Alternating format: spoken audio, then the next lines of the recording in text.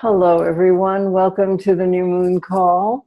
Tomorrow's new moon is in Gemini, and I am delighted to gather with you in the circle today. Whether you're here with us live or listening to the recording later, it's our new moon gathering within 24 hours of the dark moon.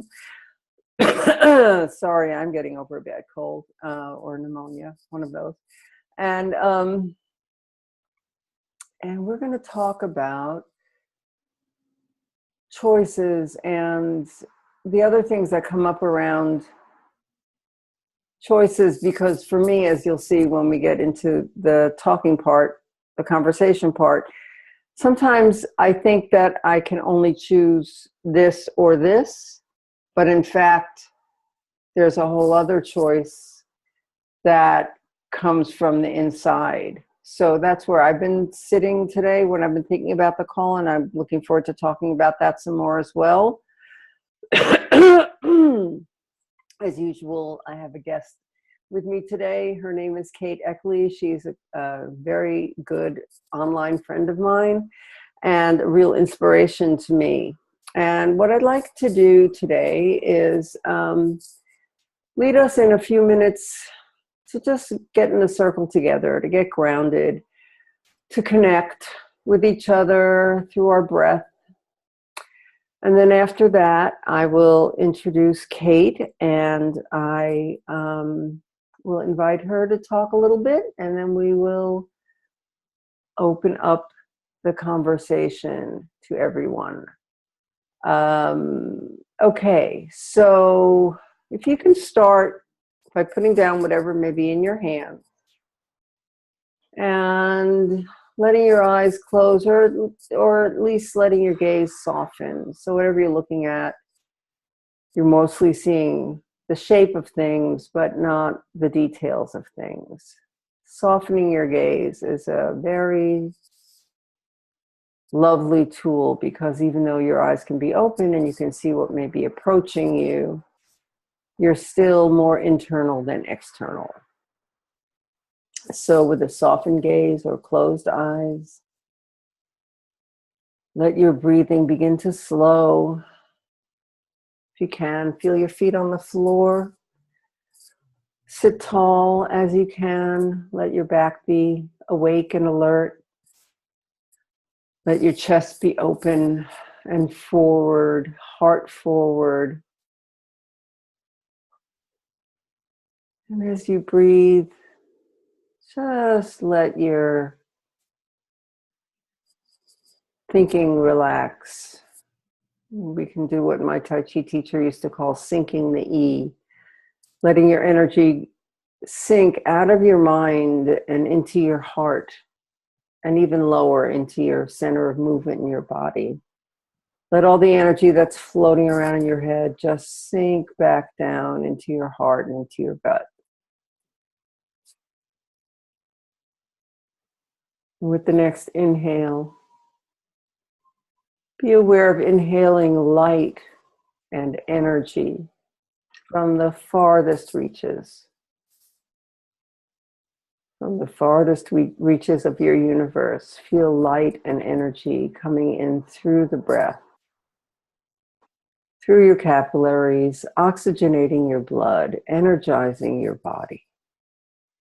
And then as you exhale, exhale out all the murk and all the confusion and all the darkness.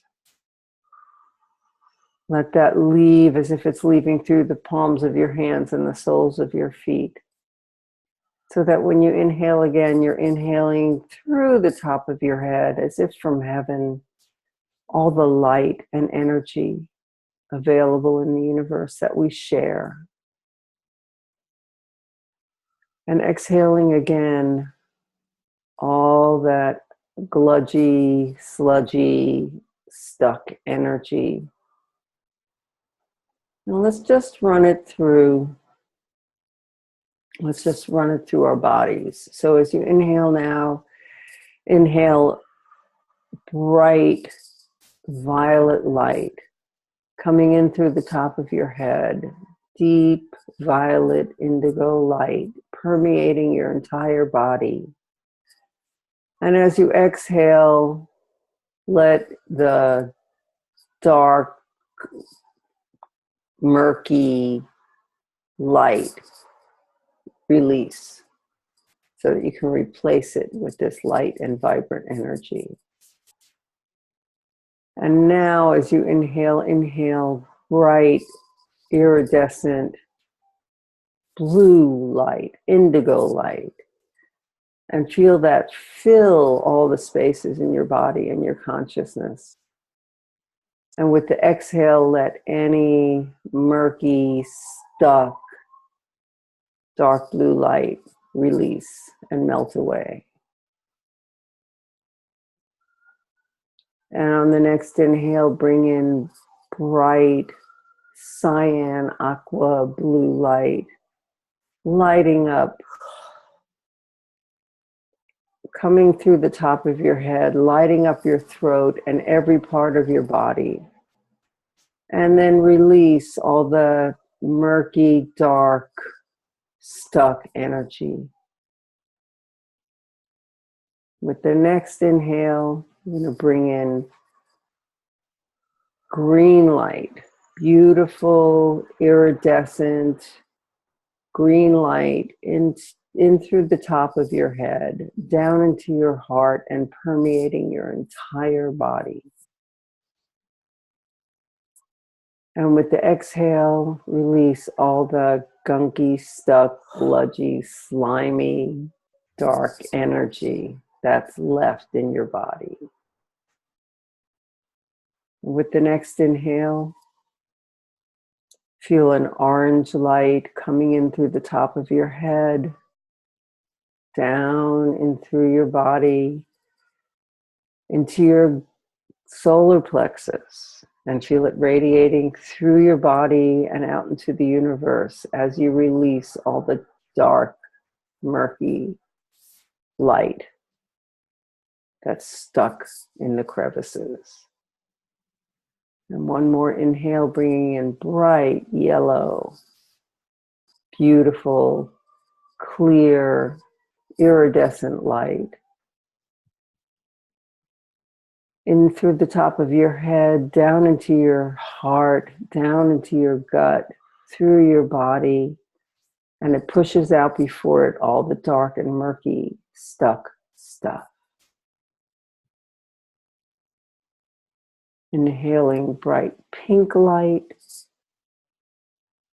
bringing it down through the body, down into your gut, down into your pelvis, and out, bringing with it all the stuck stuff.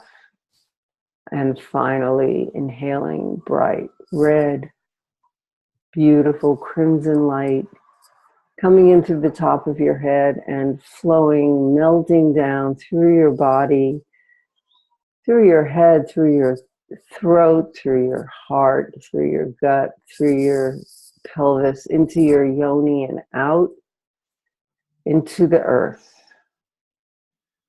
And take one last breath in this rainbow of iridescent, beautiful, clear light. Feel yourself entwining with your sisters in this circle. And come back to the room. Blessed be. All of that without coughing. That's wonderful. Yes, a little bit of progress every day. So I'm going to briefly introduce Kate so I can mute myself and cough.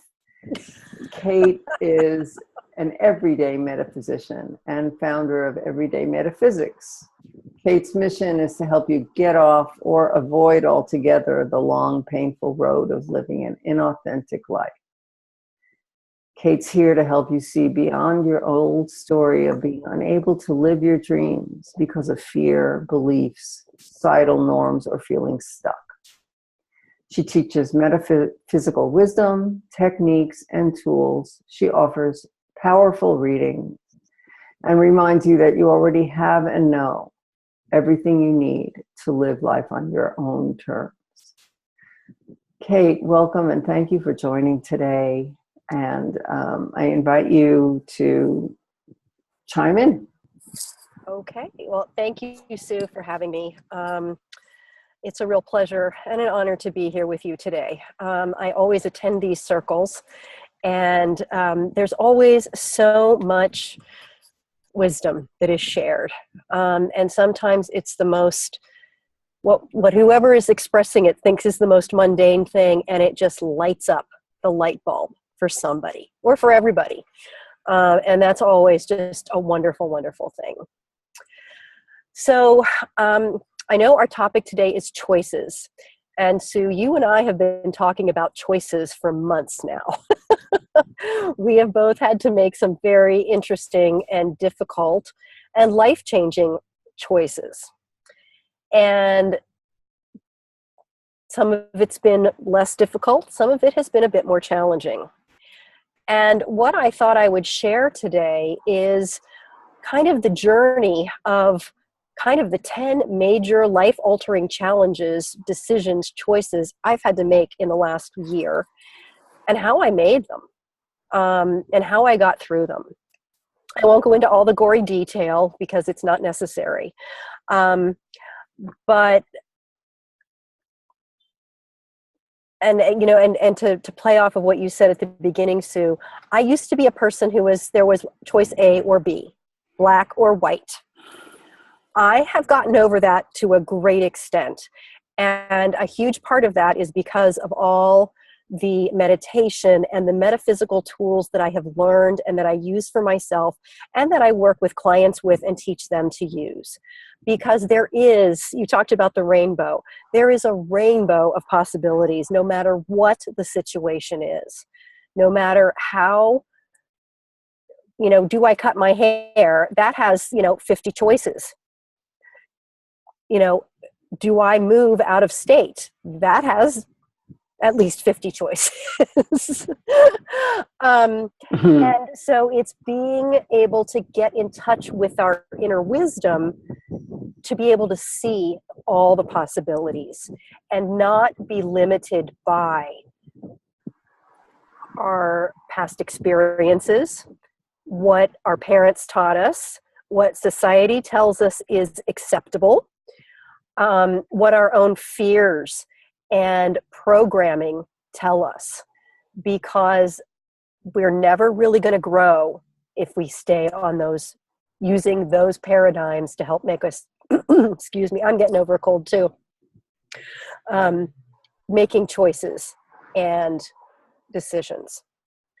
So in the last year, I won't go through all the details, but in the last year, I've had to move out of a house, my favorite place I have ever lived in my entire life, choose to live in my car because I couldn't find a place to rent that would accept the dogs in the area I wanted to live in. During that time, I had to choose whether to spend money to save money for an apartment or to take some of that money and live in a hotel for a while, because it's really hard living in your car with 2 dogs. And at the time I had a parrot.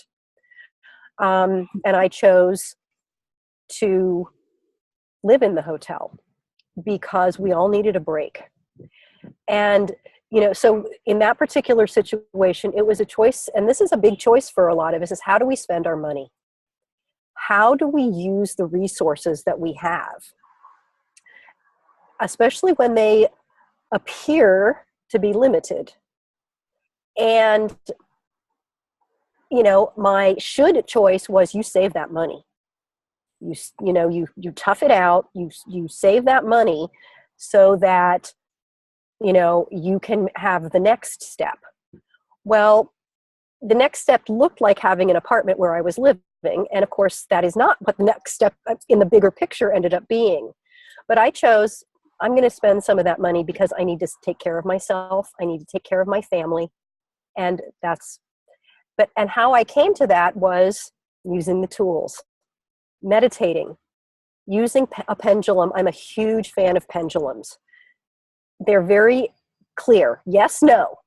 They give you a good guidance. Tarot cards give you a lot more information. And really, one of the most important things about being able to make appropriate, positive, beneficial decisions for yourself is taking care of yourself. Having a hot bath, having healthy food, and doing things that you enjoy, even in the midst of a fairly dire financial and living situation. And that was the choice I made there. Then I found a place, and it ended up not lasting because the landlady was, excuse my French, batshit crazy. So I had to choose, do I stay here for the 6 months? It was a nice place. It worked for me. It fit my purposes. Or do I leave because I can't manage all the negative, crazy energy that is around me? She lived upstairs. And I chose to leave. That was not an easy decision because I was going to be back in my car because I had spent my money on the deposit for that apartment and rent and that sort of thing. And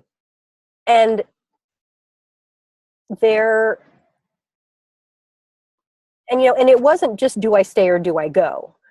There were a range of possibilities, and I did try some of them, trying to, figure out what was going on with her not figure it out, but talk with her and see if there were things that we could come to some kind of agreement on. And taking steps before making that rather what I consider to be a drastic decision, and what felt to me at the time like stepping back, but it was of course a giant step forward in retrospect. Then, long story, I decided that it was time for me to leave Morro Bay, which I loved. Beautiful little town on the California coast. But I was stagnant there. And I decided to leave in probably March. When did I leave? Last Monday, a week ago yesterday, because I couldn't take the action. Because the other thing about choices is you got to then take the action. I'd made the choice. I'm leaving. I'm moving to Sedona. I'm going on a road trip and I'm moving to Sedona. But I couldn't take the actual step to make the decision real. And I finally just, again, using all my tools, I was not going anywhere. And literally I had to get up and start moving. And that meant getting in my car with what would fit and the pets and starting driving down Highway 101. And I'm in San Diego now on my way to Sedona, which is why I'm in my car, because we're road tripping and I'm stealing Starbucks Wi-Fi right now. You're not stealing it. No, I didn't. No, you're right. I bought a coffee. I paid for this Wi-Fi. But it has been this huge series of decisions and choices. And there were more thrown in there, but I think you get the idea. These were not like, what am I going to wear today? And some of them, they were all difficult in one way or another. Either I didn't want to make the choice that I knew I had to make, or I set up so many roadblocks. Well, I can take the action after these 15 things fall into place, which, I finally realized were just boundaries, or conditions that I was setting up for myself. Because I'd still be sitting in Morro Bay, and all the great things that have happened in the last week, and there have been a lot of them, wouldn't have happened. But it's, for me, partly, okay, I am an Aries, and so I am about making a decision and moving forward. And I can do that a lot of the time. The other thing that I have learned, and it took me years, is that I know about this much. And it is connecting with the universe and living in the flow of the universe and being open to seeing all of those different possibilities, all of those options, and not immediately letting my mind go, oh, that's silly. Oh, that'll never happen. Oh, and dismissing it before it even has a chance to take root. And that's a hard one because our mind wants to keep us safe. And that means choices that are familiar with. Things that are off in left field or feel really weird or whatever, our mind just going to go, no, no, no, no, no. And it's being able to stay with, am I boring you? Yeah, no, that's no, you're just releasing, I know. But being able to hang on to the vision of those ideas long enough to actually let them sink in and sink past your mind into your gut and into your heart and into your inner wisdom. So you said something which I've been looking at a million different ways lately, this idea of being in flow, right? You said that you made the decision maybe back in March, and I think that may be right. You've been talking about this for a while, but that you didn't get into action until this last week. Mm-hmm. So what I'm going to ask you to talk about is how you get into action, but I want to tell this little story first. Okay. That I heard from Molly Gordon, who's one of my teachers, and she talked about how you can just step into the river and be in flow. You can just, like a leaf on the stream, just move along with the flow of the river. Or you can step into the river and plop yourself down like a boulder and expect the river to flow around you while you're figuring out where you want to go and if you in fact want to be in this river at all. But there's a third option too, and that is standing up and putting one foot in front of the other and moving with the flow of the river. Sometimes it feels like I'm standing in the river, but I can't move. Sometimes I feel like I'm standing there, so I have to work hard to stay in place because the water is trying to push me to move. And what is it that I have to do to allow myself to pick up one foot and put it down, and then the next foot and put it down, and actually get into motion? How do I find the right path for me between being a lump in the middle of the river who doesn't move at all, or standing in the river in uncertainty, or just being like a leaf and being buffeted around without any agency of my own? So I really like that story because it makes me think about my choices, big and small and everywhere in between.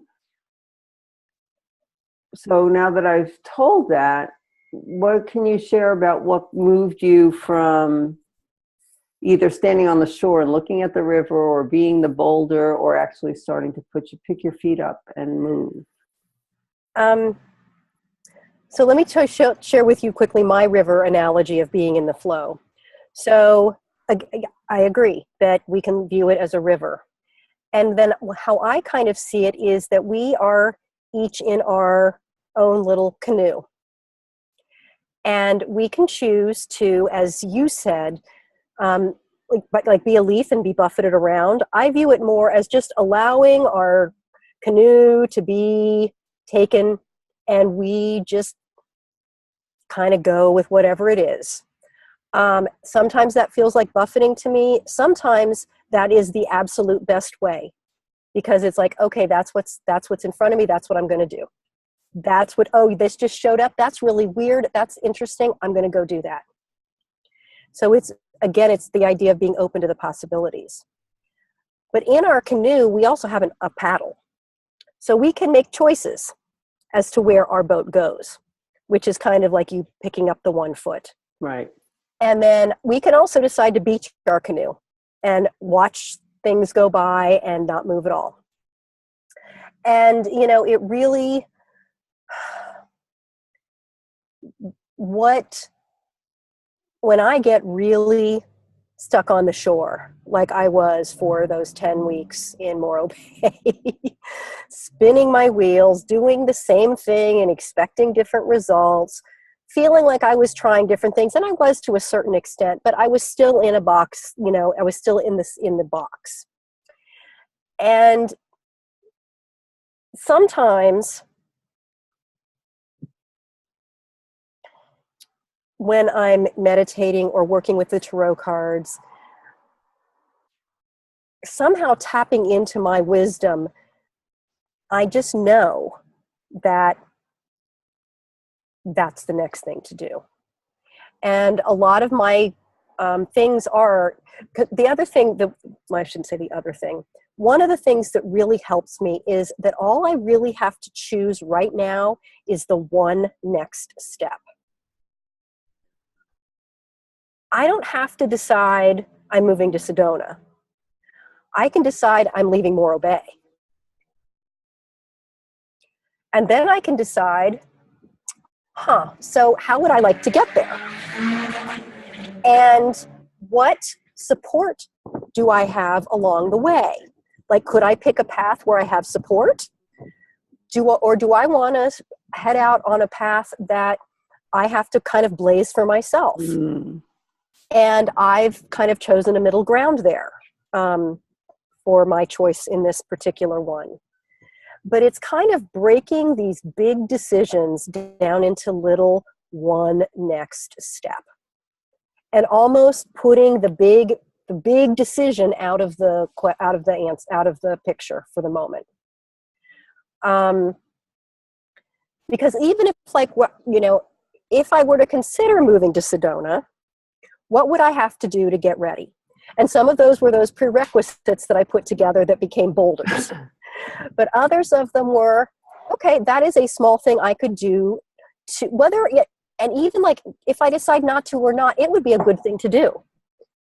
And each tiny little choice, each tiny little decision, each tiny little step makes it easier to make the next one.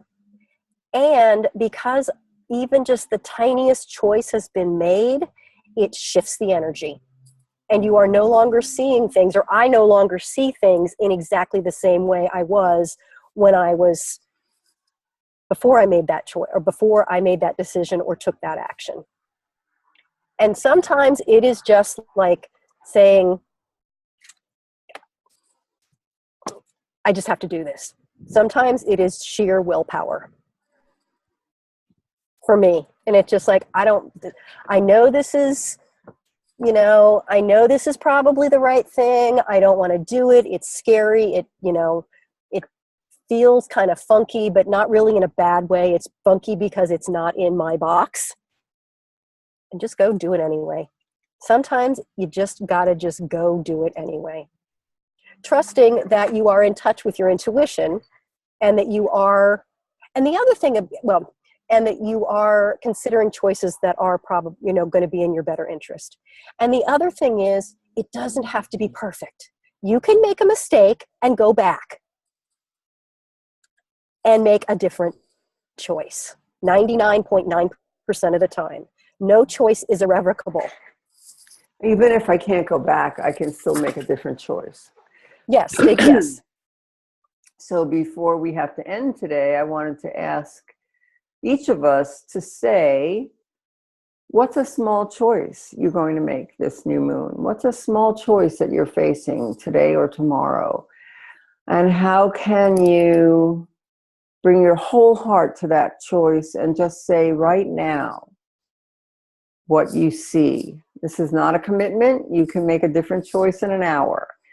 But let's just go around. Dante, do you have a choice that you're looking at during this new moon in Gemini? I'm not sure she has the audio either. Oh, she may not have audio. Okay. Let's look at the chat and see. Oh, yeah. You're planning to let go of some things. Do you want to say anything more specific, or is that going to be enough? Okay. Okay. All right. So you're planning to let go of some things. Great. Well, I am here to hold that choice for you and may it go really easily and simply. What about you, Kate? What choice is in your next 24 hours?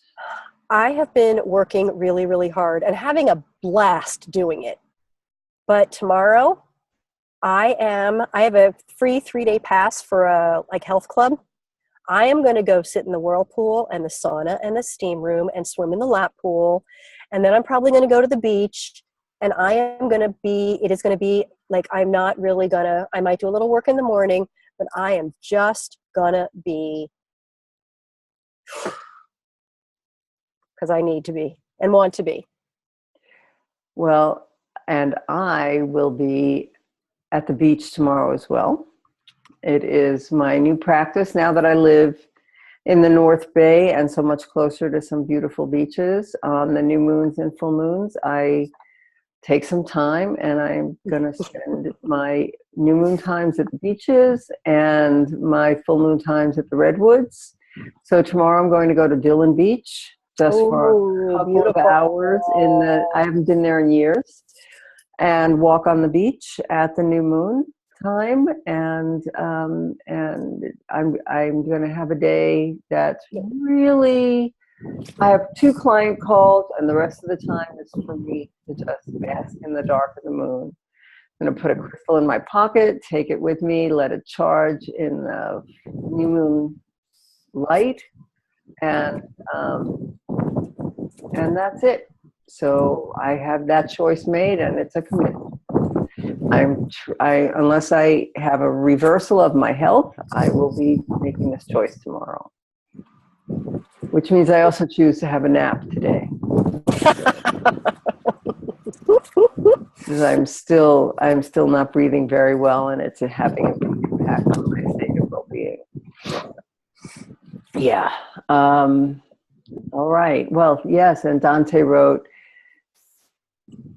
there's a friend that has issues I keep chasing to try to be there, but getting shoved away, so I'm letting it go.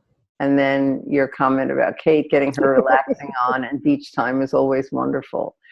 Yes, I don't know where in the world you are, Dante, but may you get some beautiful, big beauty and big sky wherever you can, however you can, today and tomorrow. She lives not far from where I lived in Morro Bay. Oh. So she's inland a little bit. Okay. And her beach time is only when it's foggy and rainy. Oh, whoa. That's her favorite beach time. So we never met at the beach because I'm there when it's sunny. All right. And we have just a few more minutes. As usual, my offer to do a discounted coaching session with anyone who's been on this call is still available. So if you're in the market for standing shoulder to shoulder with me to look at whatever is up for you in your life, I have a good deal on a coaching session. And I'll put a link to booking that in the comments. And I also invite you, Dante, I don't know if you're a member of the Moon Circles group yet, but if you'd like to be, I will ask Kate to add you, since she's probably connected with you on Facebook. Yeah, she's in my group. Yay, great. So if you can add her and get me her email address, I'll put her on the mailing list for the next call. Perfect. All right. And Kate, did you have something you wanted to offer to whoever's listening today? Yeah, I just, I have, one of my favorite tools for helping to make choices and see options and see the next step in the path is tarot readings or drawing tarot cards. And so I would like to offer a $20 3-card tarot reading by email, one question, where you can ask basically anything you want except what's going to happen in the future, because I don't predict the future, because you're a person with free will and you can do whatever you want. But I want to offer that. If you're facing a choice, if you're facing a decision, if you don't know what your next step is, if you're feeling lost or confused and would like a